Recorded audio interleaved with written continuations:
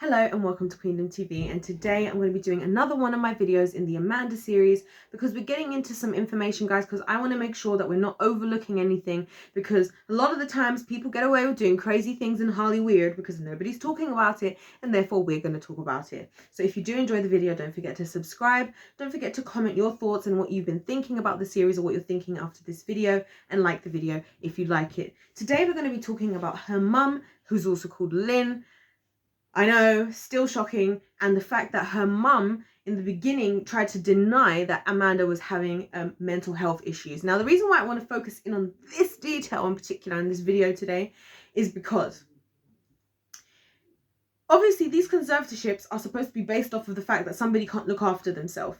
If her mum genuinely wants her to, and obviously eventually now she has been diagnosed, like I've mentioned in a previous video, as manic depressive and bipolar, but for her mum to be denying these things in the beginning is very interesting to me, because I'm thinking, why would she want to do that? What would be the purpose of doing that in the beginning? And also saying that her mum was also the one who said when Amanda had been put on medication for mental health while she was in one of her stays in a mental hospital, her mum was like, oh, I don't think she needs to take those anymore after she'd gotten better. So I'm going to tell you guys my theory as to why she's done this, and it's going to sound crazy, but you guys already know that's what we do over here. Now, I believe that her mum wanted her to come off the manic depressives because I think her and all the other sickos involved here wanted for things to get worse for her so they could get a long, permanent, full-term conservatorship for Amanda, which is what she's actually in now, which again further makes me think that, because if she genuinely cared about her daughter, surely she would want her to be diagnosed as soon as possible. Surely she would want her to stay on medication if it's helping her, and if she wants to step out of it, a lot of the time, even when people feel comfortable to step out of it, the doctors and people are still like, no, that's bad, you need to take your medication. So I don't understand why there was a rush to come off of it, especially as she was building her life. She was still going to be busy and she still had things that she wanted to do.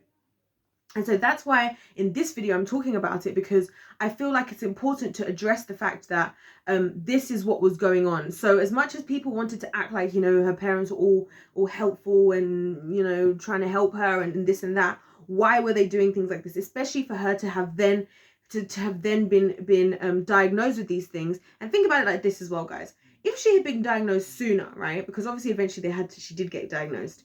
So much of the things that she did would have been attributed to her mental health illness. Do you see where I'm coming from? And if it was being attributed to her mental health illness and she had medication that was helping, they would have just said, oh, as long as she's taking her medication, we don't think she needs to be on a conservatorship. So to me, that just seems even more of a reason to think they needed her to get worse. And I really think I know it sounds crazy for me to say this, and you might even think, oh, you're taking it too far. But I feel like sometimes we have to consider these things, because when we're discovering what's actually happening, we're shocked at how dark it is. And I think sometimes things are just as dark as we think they are, and even worse, you know. And so I'm wondering, they'd only managed to get, I believe, a temporary conservatorship around this time when her mum was denying that, saying that she needed to come off or whatever. So I think they needed more. They needed something to finally kind of, you know, get that last little stab in there to be able to have this long-term conservatorship with her. And so that's what I personally really believe. I believe that's why they let her go and do her thing in New York and maybe make herself look like not look so great in the public eye for a little while. And while they were in LA, they obviously all moved to LA to try and support her, even though she'd clearly stated on many occasions that she didn't want help from her family. So I just feel like there just seems like a lot of game playing here. And when it comes to these conservatorships, unfortunately, for what I've been looking into, it seems that there is this thing where a lot of people who are using this option of conservatorship in particular are very much kind of orchestrating things, or seemingly let things happen in a certain particular way, especially using the media to enable to make these things happen.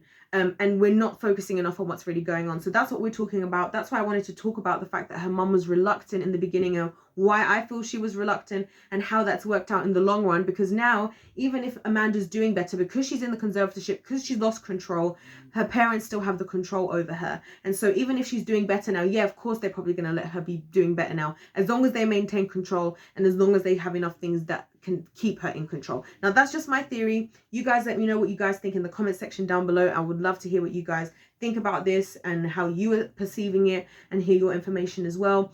Don't forget to subscribe, don't forget to like, and also check out the other videos in my Amanda playlist and my first video where I kind of talked about why I'm doing this. Other than that, God bless you all, and I'll see you in my next one. Goodbye.